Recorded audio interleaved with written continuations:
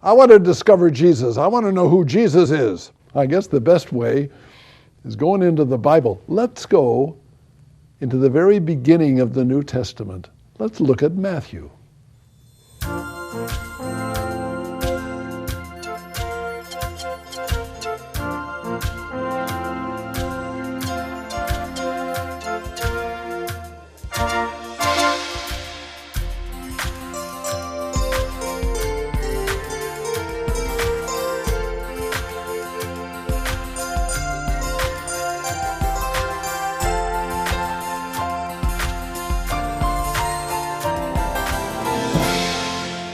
Hi, my name is Father Mike Manning. God bless you. Thank you very much for watching this program. We're going to try to do what we can to get into this beautiful book called the Bible. And what we're doing is we're trying to look into the Christian Bible.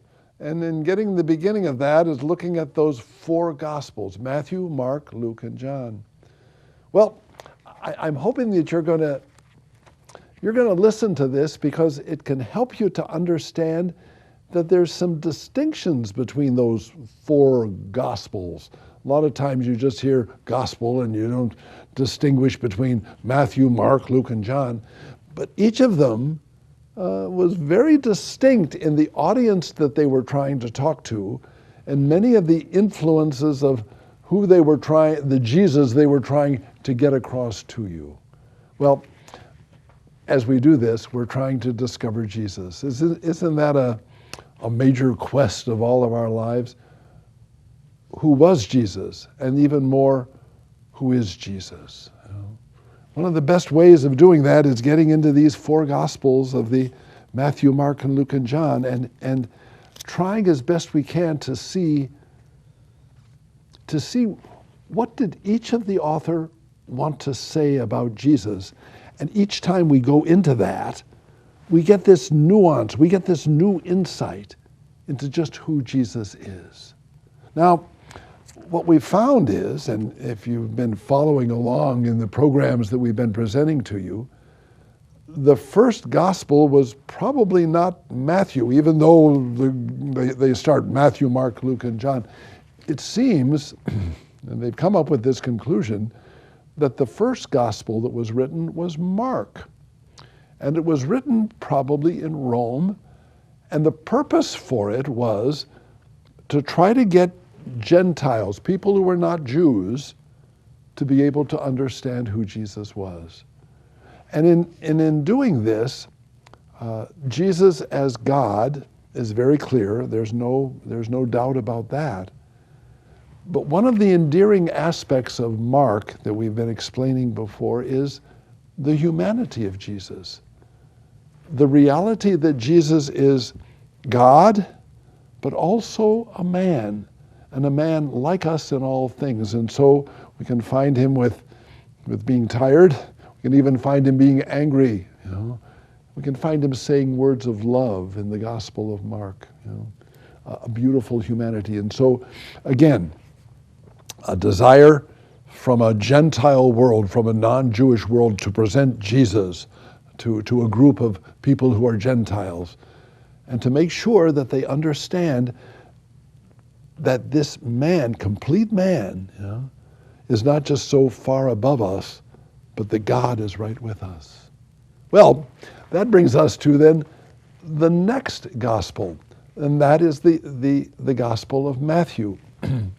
There are three Gospels that are very close.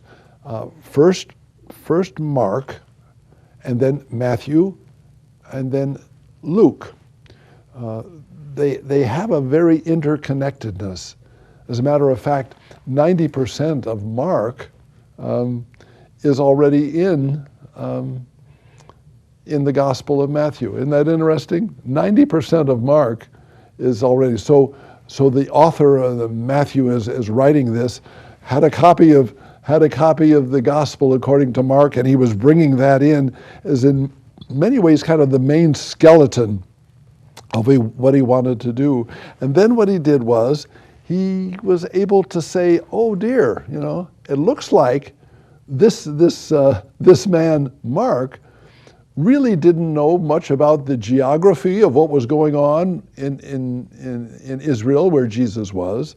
He didn't know the customs and some of the laws about the Sabbath, and he was a little insensitive. And so it's fascinating that when you put the connection between Matthew and Mark, all of a sudden you look at Matthew and you find that he's clarifying, he's correcting, he's making clear things that Mark, remember I said that Mark was someone who wrote in Rome probably, and he might never have even been to the Holy Land, and he was just collecting stories and things about Jesus from various sources and putting it down. And Matthew is saying, wait a minute, let me clarify this.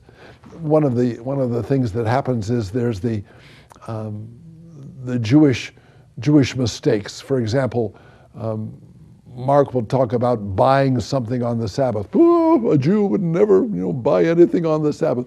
But Mark mistakenly says that in doing that, or even Jews would be traveling. Oh, in Jesus' day, a Jew would never travel, and yet Mark would say those things.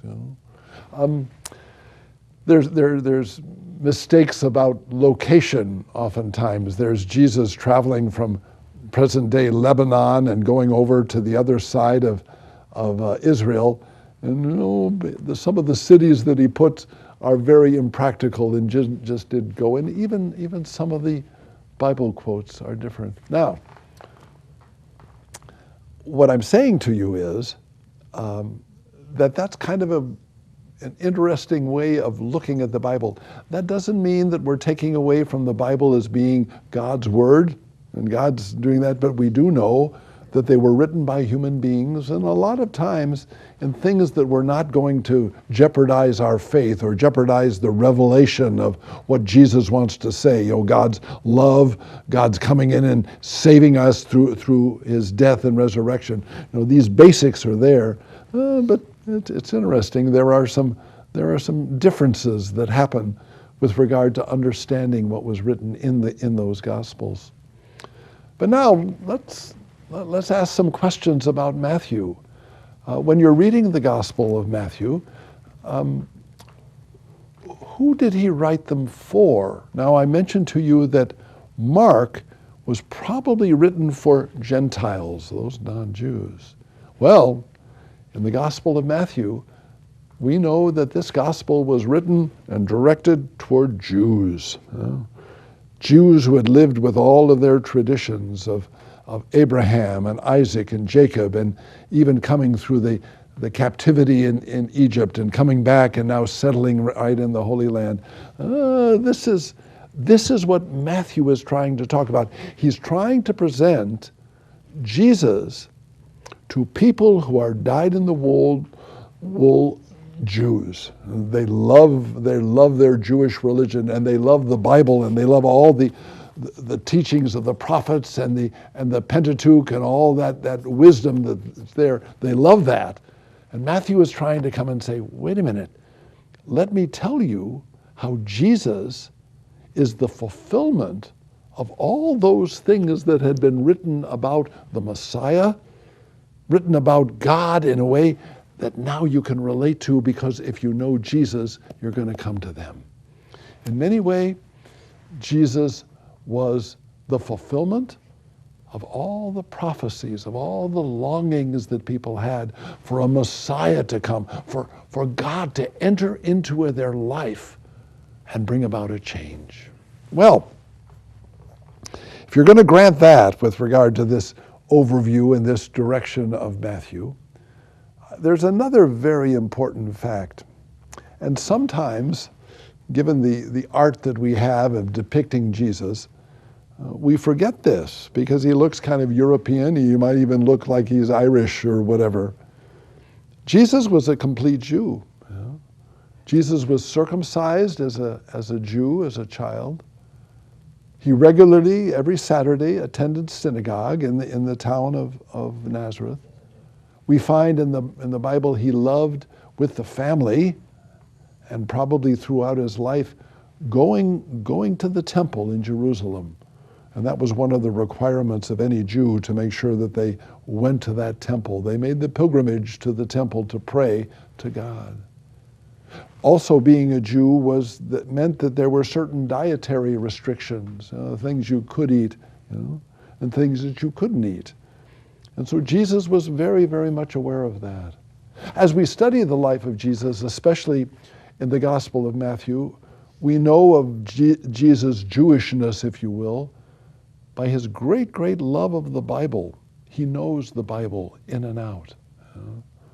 Another beautiful indication of the Jewishness of Jesus is that when he chose his disciples, he didn't choose 7 or he didn't choose 14. He chose 12 apostles, because one of the foundations of what it means to be a Jew is to know that they sprang from the 12 tribes, and that's who Jesus was. He chose that because he wanted to bring in a new life, a new vitality to what it means to be a follower of God as a Jew. Well, one of the real clarifications of the Jewishness of Jesus, I hope that's a word that you can understand, is one time he came into the temple, and as he looked around, he found that the sacredness of the temple was being compromised, that there were money changers and there were people selling oxen and selling goats and selling animals and birds, and they were just becoming a disgrace. And what does Jesus do? He walks into the temple and he makes a whip, but then he even turns over the table of the money changers, saying, "This is the house of God. I am a Jew, and we need to love God as true Jews."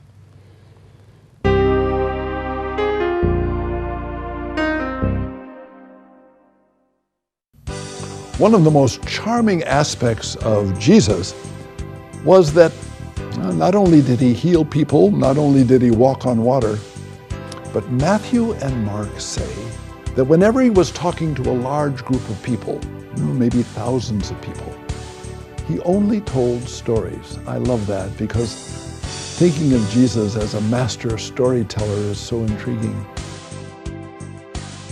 And I've written a book about the parables of Jesus. The book is called 15 Faces of God. I go through 15 parables, the exciting ones, and then I show how Jesus is saying in this magnificent love that he has for his Father, "This is who my Father is." So as you listen, you're going to hear various faces of God: searching, humble, listening, celebrating, loving, forgiving, proud, and even optimistic. I want you to have this book. We're going to be giving you a special offer. For $10, you're going to be able to have this book.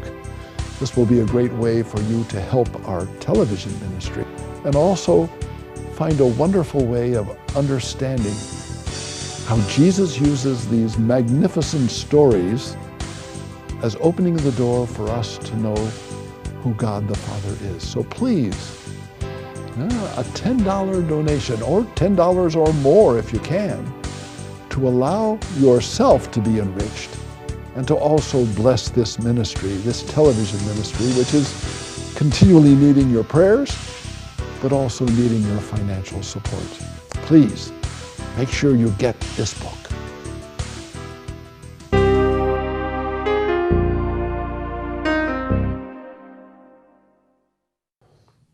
I've been explaining to you the importance of realizing that Jesus was a complete Jew. There was no question at all. He was a very good Jew in obeying all the laws.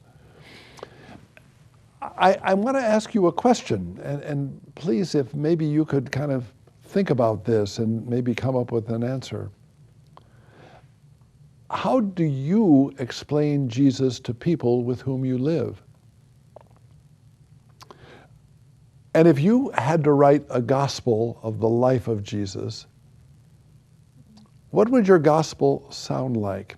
And I say that to you because I think that Mark, Matthew, Luke, John, they were faced with a personal love for Jesus, but they saw people around them And they wanted to convince them about this love of Jesus that they had. And so what they did was they talked with people who had known Jesus firsthand.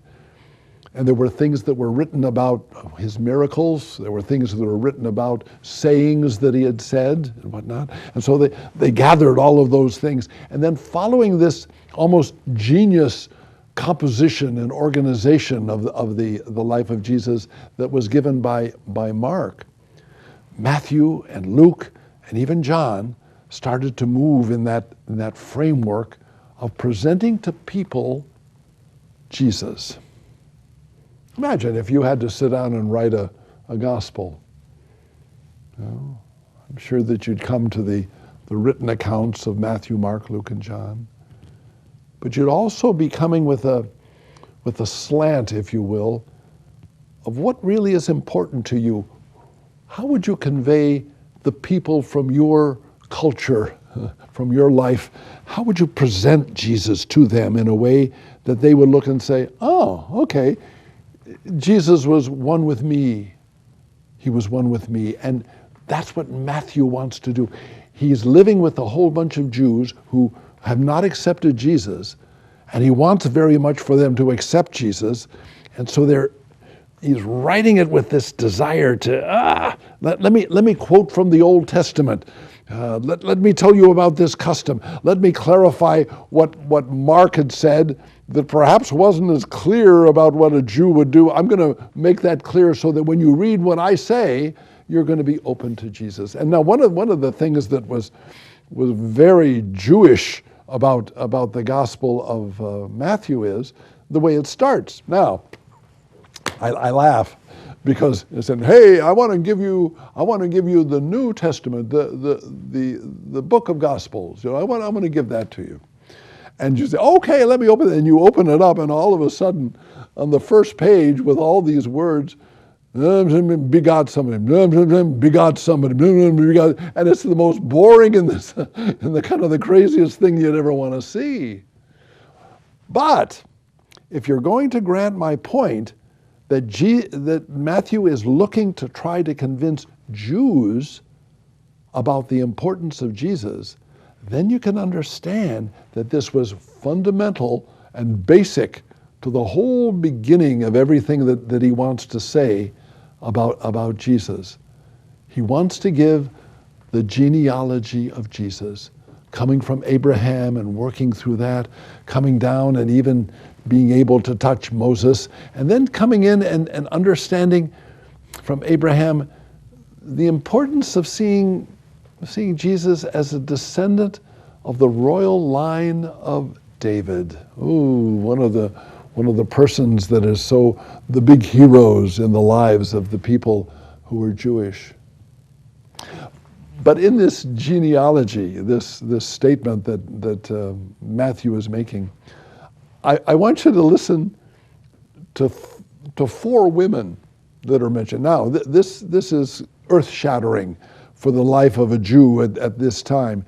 You didn't mention women in a genealogy. It wasn't a priority in their life. But when Matthew writes this, it opens up the reality that Jesus had placed a great emphasis on the place of women in his kingdom, if you will, the place of women to be able to bring a real balance into the understanding of the salvation he was preaching. And so he breaks the rules. You know? He brings women into the genealogy. And get this, he brings some really, really difficult instances of women.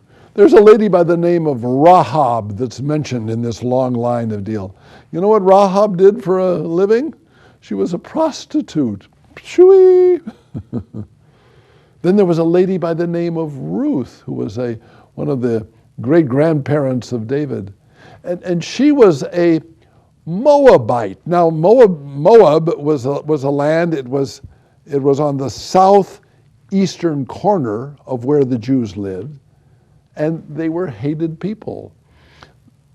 But Ruth is a Moabite, and she becomes part of this genealogy of Jesus. And then there's another one that's thrown in, and her name is Bathsheba. You probably are related to Bathsheba because she's the woman that had a baby with King David, and even though she was married to another man, committed adultery, through probably the rape of David. But here is this story, and so we've got Rahab the prostitute, Ruth the Moabite, and Bathsheba the adulteress. But then, of course, there's the fourth Mary, and that's the fourth woman, and that's Mary, like that. Now, I'm going to give you a little insight into a structure. Again, this is this Jewish perspective that Matthew is concerned about, and this is important. There's a basic structure to the Gospel of Matthew, and one of these basic deals is that there are 5 books that are part of this Gospel of Matthew. 5 books. And these 5 books are relating to the first 5 books of the Bible. Genesis, Exodus, Leviticus, Numbers, and Deuteronomy.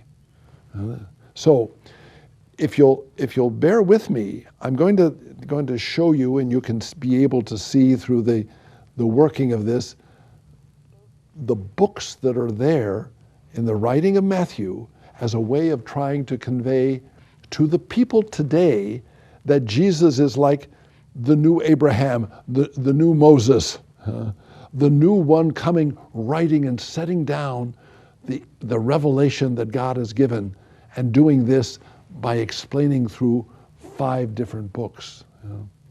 In each case, the discourse is preceded by a narrative section, and each narrative and discourse together constitutes a book in the Bible. Now, I'm just going to lay out these 5 books to you. Number 1 book is called the Sermons. Chapter 5. The Sermon on the Mount. We come down to that. And this is chapter 5. And this is going to be filled, I hope, with another program. I can be able to give you an insight into all the teachings and the sermons that Jesus gives there. The second book is concerned with the missionary call. It's a whole book that calls us, this is what missionaries do. This is what evangelists do when they accept the power of Jesus and they're called to go out. So Matthew is explaining this in chapter 10. One of the endearing aspects of Jesus was that whenever he spoke to a large group of people, it seems, Matthew and Mark both say, he only told stories. And in this gospel, this is the third book, if you will, we're coming up with several stories, parables, that explain to us what is the kingdom of God and what is the power of God moving into our life. The fourth book is touching an interesting reality. Jesus came and set up a church, a desire for people to come together centered on God and worshiping God in a beautiful way. And this church teaching, the kind of the organization of what you're supposed to say and what you're supposed to do in this church is found in chapter 18 of the Gospel of Matthew. And finally, the last book, whoa, hey, this is a real zinger. It's a book that talks about the end times. This talks about, wow, we're talking about earthquakes and storms and whatnot, and God coming back into our world, raising those who have died and bringing life into a brand new world. Well, I hope that helps. Again, Matthew is a person who's trying to convey to Jews the power of Jesus and allow God now to come to you today and convince you that Jesus is God, the Messiah, and Jesus is a man who wants to love you with all his heart.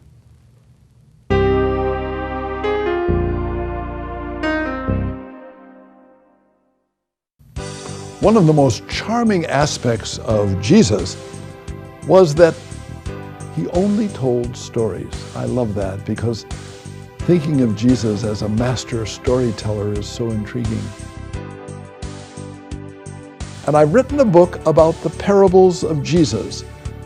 The book is called 15 Faces of God. I go through 15 parables, the exciting ones, and then I show how Jesus is saying in this magnificent love that he has for his Father, I want you to have this book. We're going to be giving you a special offer. For $10, you're going to be able to have this book. This will be a great way for you to help our television ministry, which is continually needing your prayers, but also needing your financial support. Please, make sure you get this book.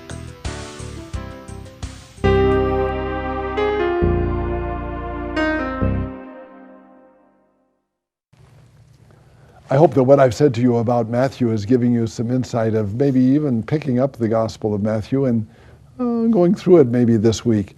Give it a try.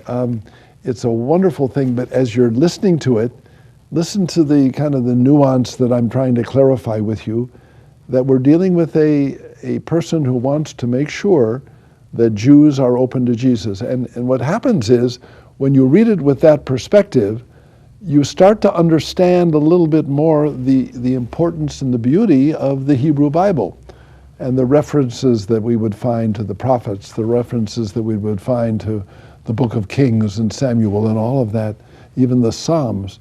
Allow yourself to be blessed by going into that and pick it up and go through it. There are people that would like to pray with you, and I sincerely believe that you will be blessed as you take the courage to do that kind of thing. Also, remember that you can get into our webpage, and in our webpage there's a section, get this, where you can light a vigil light, an electronic vigil light. Please, go into the website, see all the things that are there, and experience that lighting of the candle to let us know that your intention will be burning in the neat way. And there are all kinds of intentions. Please pray with me if you would right now. I'm praying for Tina, courage and faith to recover from cancer surgery of the friend Rose and Bobby. Mary Yorba for healing, for hope that she has gained in confidence through her pacemaker. Yeah, that's neat. And Deanna, prayers for Elmer. Is having surgery today on a serious infection from a previous shoulder surgery. Lord, we need your help. Come into our lives, bring your healing, bring your peace, bring your unity, and may Jesus' love for you always make you smile.